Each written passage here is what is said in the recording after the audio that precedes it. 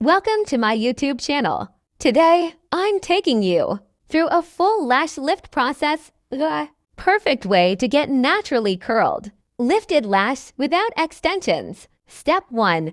Start by cleansing the lash to remove any makeup, oil, or residue. Clean lash help the solutions work better. Step 2.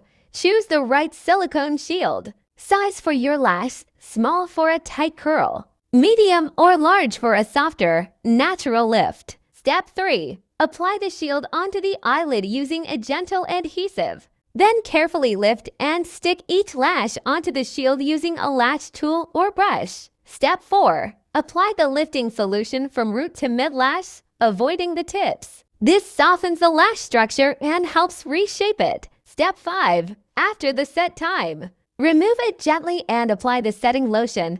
This locks in the new lifted shape. Step 6. Once that's done,